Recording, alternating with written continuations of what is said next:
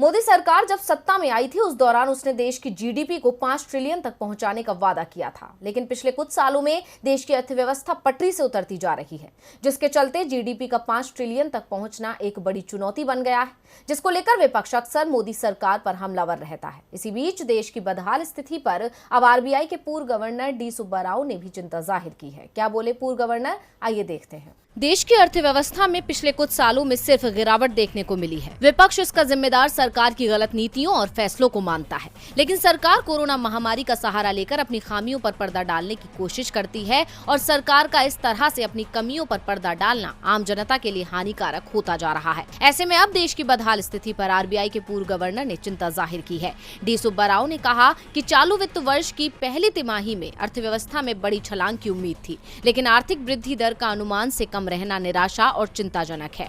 2022-23 की जून तिमाही में जीडीपी की वृद्धि दर 13.5% रही। ऐसे में उन्हें चालू वित्त वर्ष की पिछली तिमाही में विकास दर के 13.5% से अधिक रहने का अनुमान था। मौजूदा परिस्थितियों में ये निराशा और चिंता का कारण बन गया है।